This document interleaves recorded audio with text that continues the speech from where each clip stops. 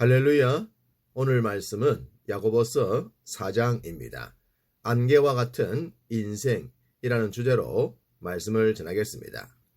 인생이 대단한 것 같아도 실상은 찰나요 순간에 불과합니다. 100여 년을 사신 분들도 순식간에 시간이 지났다고들 하시니 말입니다. 우리도 비슷할 것 같습니다.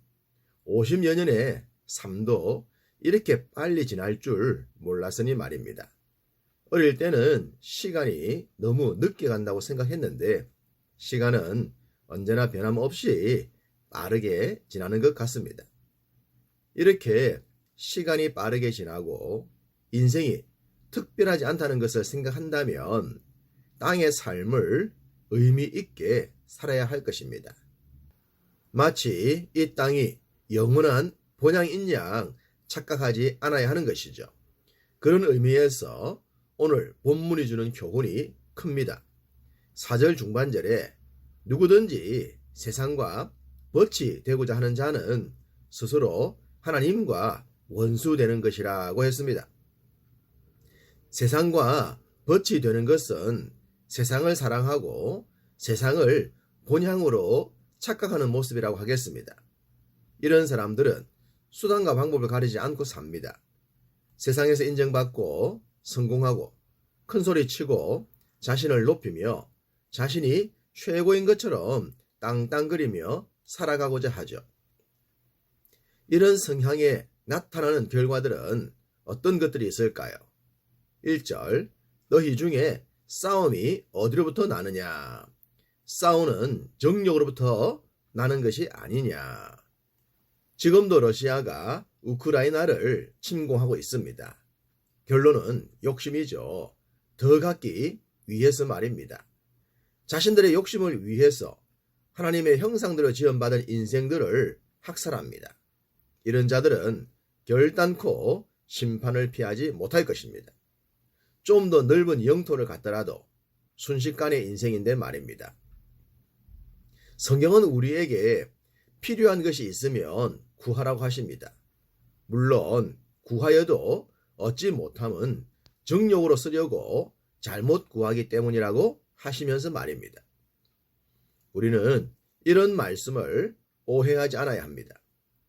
구하기만 하면 얻을 수 있고 합당하게 구하면 다 받을 수 있을 것이라는 착각 말입니다. 가령 학생이 공부를 통해 하나님께 영광을 돌리겠다고 하면 공부를 열심히 해야 합니다. 공부는 하지 않고 기도만 하면 될까요? 그렇지 않습니다. 사업도 그러하고 결혼 생활도 그러합니다. 자신이 얻고 싶은 것이 있고 이루고 싶은 것이 있으면 주께 합당하게 기도하면서 그것을 이루기 위해 열심을 다해야 합니다. 그럴 때 하나님의 선하신 섭리를 경험하게 되죠. 그런 경험을 통해 하나님께서 우리를 위해 일하고 계심을 보게 됩니다. 그럴수록 더 잘되는 삶을 살게 되는 것이죠. 6절 중반절, 하나님이 교만한 자를 물리치시고 겸손한 자에게 은혜를 주신다 하였느니라. 그렇습니다. 교만한 자와 겸손한 자의 차이를 분명하게 말씀하십니다. 우리가 굳이 이런 말씀을 모른다고 하더라도 교만한 사람을 멀리하는 것은 본능이라고 하겠습니다. 반대로 겸손한 사람을 보면 그냥 좋아지죠. 그 사람의 신앙이나 스펙을 떠나서 말입니다. 믿는 자라도 인생이 너무 잘 되면 교만할 가능성이 높습니다. 성경에 나오는 인물들을 보더라도 넉넉한 증거가 있죠. 성군이요 하나님의 마음에 합했던 다윗도 너무 잘 나갔던 시절에 인구조사를 통해 자신을 자랑하려다 큰 낭패를 당했습니다. 누구라도 그럴 수 있음을 보여줍니다. 교만은 자신이 이루어 놓은 것들을 일순간 수포로 만들 수 있습니다. 이런 경험을 하지 않도록 경계해야 하죠. 그렇기 때문에 잊지 않아야 할 말씀이 있습니다. 14절, 내일 일을 너희가 알지 못하는도다. 너희 생명이 무엇이냐? 너희는 잠깐 보이다가 없어지는 안개니라. 서두에 말씀드렸듯이 인생은 대단하지 않습니다. 찰나요 순식간이라고 했죠. 이 말씀이 그것을 증명합니다. 잠깐 보이다가 사라지는 안개를 경험해 보셨습니까? 부산은 바닷가라 이런 경험을 종종 하게 됩니다. 높은 건물들이 사라졌다가 순식간에 나타나는 현상들을 안개가 보여주곤 하죠.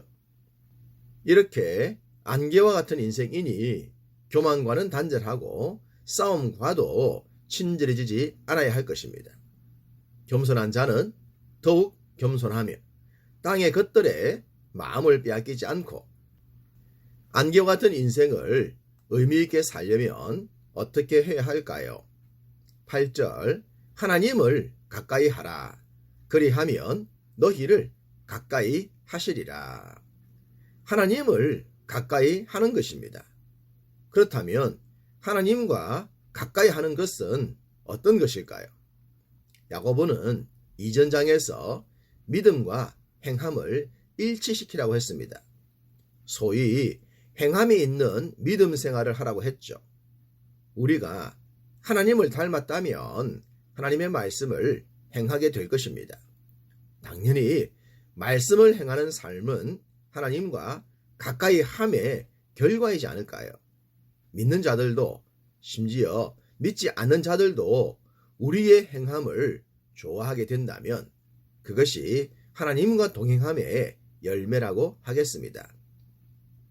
8절은 하나님을 가까이 하는 삶은 두 마음을 품지 않는 것이라고도 했습니다. 그렇다면 두 마음을 품는 것이란 어떤 것일까요? 1절에 싸움과 다툼도 두 마음에서 시작됩니다. 6절에 교만과 겸손도 동일합니다. 7절에 하나님께 복종하고 마귀를 대적하라고 했습니다. 바로 여기서 두 마음이 발생하지 않겠습니까? 우리는 믿음으로 거듭났지만 죄인의 습성을 영원히 버릴 수는 없습니다. 그렇기 때문에 죄인의 습성을 향해 날마다 싸워야 하는 것입니다. 10절은 주 앞에서 낮추라. 그리하면 주께서 너희를 높이시리라고 했지만 세상은 이 말씀과는 반대로 갑니다. 자신을 낮추면 무능한 자로 여김당하게 되고 이기적이지 않으면 있는 것조차도 빼앗길 때가 많기 때문입니다. 그래서 믿는 자들도 현실에서는 이 말씀과 반대로 살고 싶은 욕망에 붙들리게 되죠. 제가 기브형의 사람과 테이크형의 사람에 대해 말씀드리지 않았습니까? 기브형은 직장이나 사람 관계에서 제일 손해를 많이 본다고 했습니다. 그래서 직급에서도 제일 낮은 자리에 처할 확률이 높다고 했죠. 그렇지만 반대로 최상위급에 있는 자들도 기브형이라고 했습니다. 기브형은 더디지만 결국엔 인정을 받고 사랑받는 지도자로 세워질 확률이 높답니다. 하나님의 말씀이 기브형과 조화를 이루는데요. 너무 세상의 흐름에 발 빠르게 맞출 필요는 없을 것 같습니다. 17절 그러므로 사람이 선을 행할 줄 알고도 행하지 아니하면 죄니라. 우리는 선한 일을 위해 선택을 받았고 불림을 받았습니다. 그러니 죄악이 관영한 세상을 살면서도 선을 행해야 할 사람들입니다. 우리가 살다 보면 선을 행해야 할 일들을 의외로 많이 만납니다. 그렇지만 다양한 이유로 선을 행하지 못할 때가 있죠. 이런 상황을 성경은 죄라고까지 말씀을 하십니다. 이만큼의 강조를 생각한다면 선한 삶을 잃지 않게 될 줄로 믿습니다. 세상은 안개와 같지만 이런 세상을 창조하시고 주관하시는 분이 계십니다. 12절 입법자와 재판관은 오직 한 분이시니 능히 구원하기도 하시며 멸하기도 하시느니라. 안개처럼 사라진다고 해서 무의미한 것은 아닙니다. 마음대로 살 수 있는 삶과 세상이 아니라는 겁니다.